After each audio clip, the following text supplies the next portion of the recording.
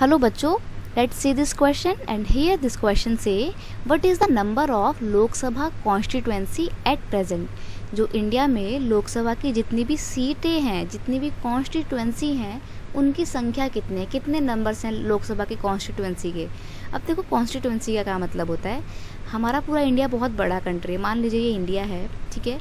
India में लोकसभा के election करवाए जाते हैं, ठीक है। लोकसभा के इलेक्शन को जनरल इलेक्शन भी बोला जाता है।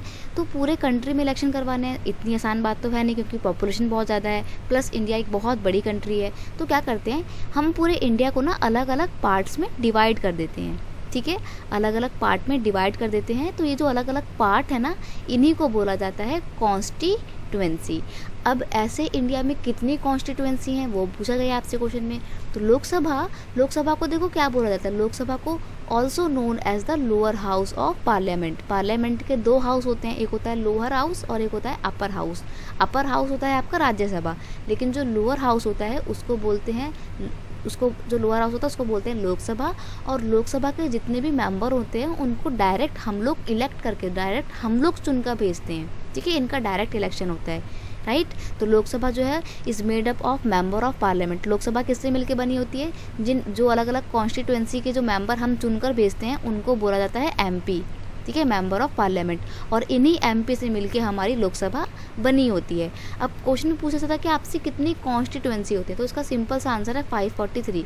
543 कॉन्स्टिट्यूएंसी होती हैं। There are currently 543 constituency in the Lok Sabha. और याद रखना, इन 543 कॉन्स्टिट्यूएंसी में से भी ना इनमें इलेक्शन होते हैं। पहली बात तो 545 कॉन्स्टिट्यूएंसी है पूरे इंडिया में, ठीक है, लेकिन इलेक्शन कितने पे होते हैं, इलेक्शन होते हैं 543 पे। अब आप सोच रहे होंगे कि मैडम जो 2 सीट्स हैं उनका क्या हुआ। तो वो जो 2 सीट्स हैं ना, उसमें हमारे देश के जो प्रेसिडेंट है ना, 2 लोगों को डायरेक्टली खुद अपनी मर्जी से अपॉइंट करते हैं। और वो 2 लोग होते हैं एंग्लो इंडियन। एंग्लो इंडियन मतलब आज़ादी के बाद जो ब्रिटिशर्स हैं वो तो चले गए अपने देश में, लेकिन उनके कुछ बच्चे तो रह गए होंगे ना, उनकी संतानें रह गई होंगी। तो उनमें कुछ इंडिया का भी अंश है और कुछ ब्रिटेन का भी अंश है, उनको बोला जाता है एंग्लो इंडियन। तो टोटल होते 545 है, लेकिन वोटिंग कितने पे होती है, 543 पे ही वोटिंग होती है। और जो बाकी के 2 हैं उनको प्रेसिडेंट, हमारे देश के राष्ट्रपति, खुद अपनी मर्जी से इलेक्ट करते हैं, ठीक है। तो आपसे पूछा था कि कितनी कॉन्स्टिट्यूएंसी हैं, तो 543 कॉन्स्टिट्यूएंसी पे इलेक्शन होते हैं। 543 कॉन्स्टिट्यूएंसी है, लेकिन सीटें कितनी हैं टोटल, सीट टोटल 545 हैं, right. I hope you understand it well. Best of luck.